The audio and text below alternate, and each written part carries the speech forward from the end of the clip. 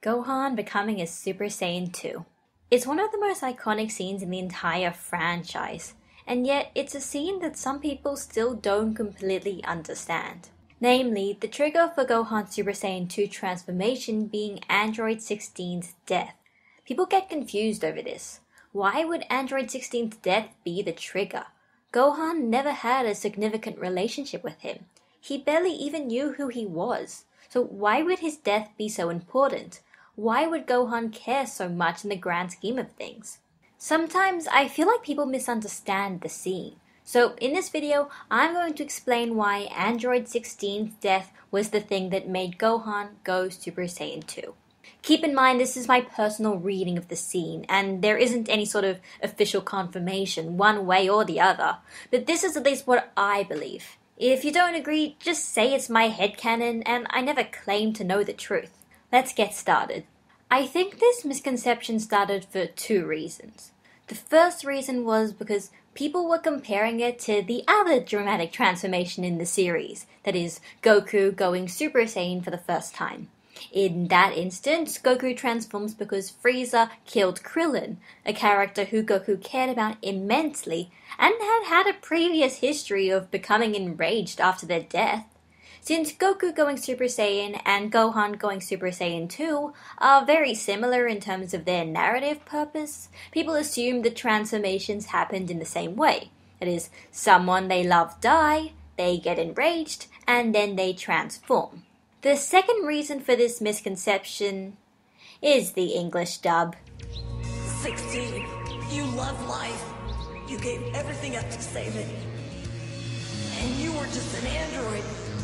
I let you die. I know it's trying, but it's just so wrong. It just doesn't understand the scene at all. If you look at it in Japanese, or in Kai, or in the manga, you'll see something that's quite different. In the original scene, Cell tries to get Gohan enraged, wanting to see him at his strongest. He first tries hurting him, and then when that doesn't work, he gets his Cell Juniors to hurt Gohan's family and friends. It looks like Gohan is starting to get angry when Cell tells the Cell Juniors to kill his friends, and then Android 16's head is thrown in front of Gohan. 16 talks all about how Gohan needs to let go and release his anger, and Cell, somewhat amused by the rousing speech, crushes Android 16's head. He then makes a sort of demeaning comment about 16, and then Gohan snaps and then he transforms. If you look at this scene, you'll realize the important thing about this moment, it's not that Android 16 died, it was his words that were important.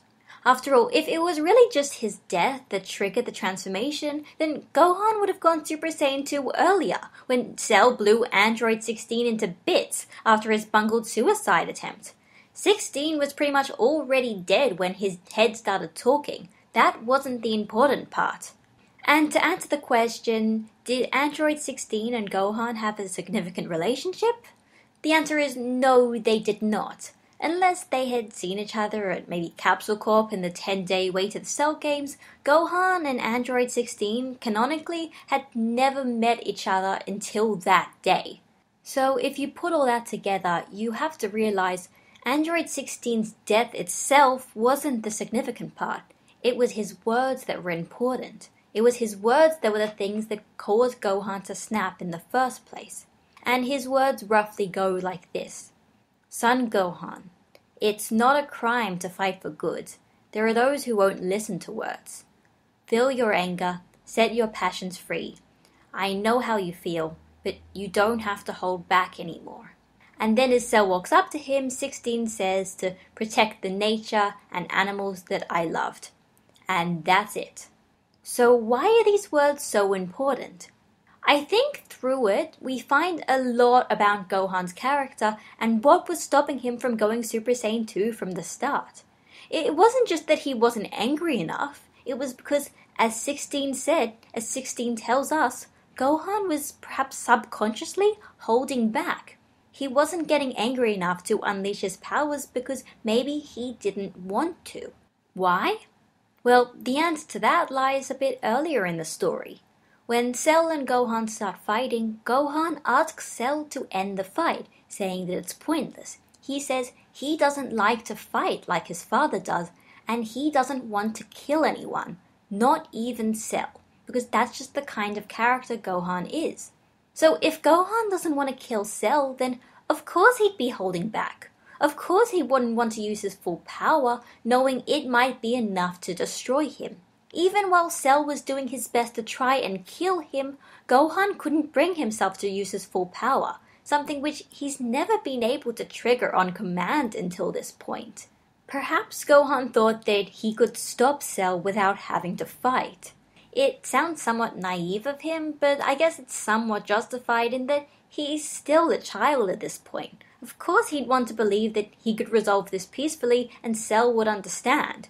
It's not until Cell sends the Cell Juniors to hurt his family and friends that Gohan realizes it's not just his life at stake. If he doesn't kill Cell, then there would be others that would get hurt, not just him. But even then, he doesn't immediately turn Super Saiyan 2 on the spot because he has no idea how to. He's trying to use power that he doesn't even know he has for certain. The last time he'd gotten like a rage boost on screen was against Frieza. That was 4 years before this event. That's a long time. But as the Cell Juniors start torturing the other characters, Gohan does start getting angry and his power does increase. Cell notices it, and even Gohan's hair starts to change, like he's just starting to transform and he just needed one final push. That push could have been anything, really. If the Cell Juniors had killed any one of the main characters, I think that Gohan would have gone Super Saiyan 2 immediately. But as Gohan stated earlier, besides Future Trunks, everyone had been brought back to life with the Dragon Balls before.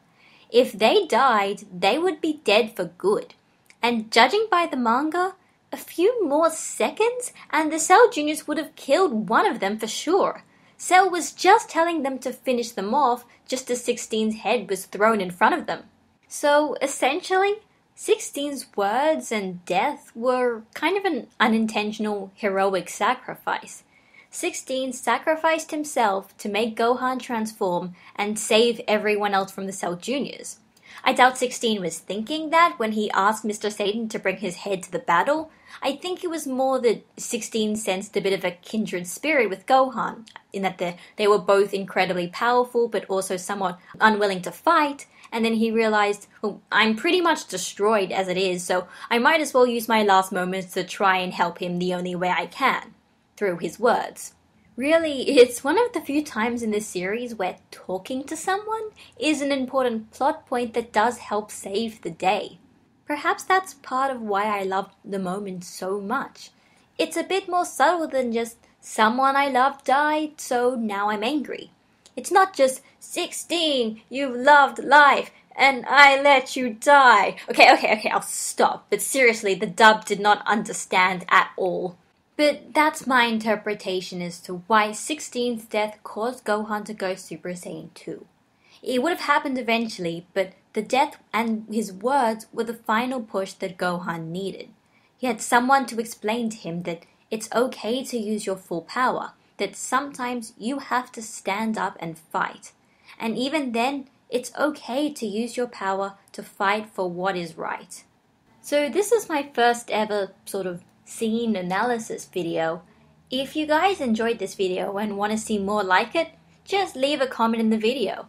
Because I might do some more, because let's be honest, there's quite a lot of material that I could potentially cover in a series like this. So this is Gabby, signing out, and goodbye guys.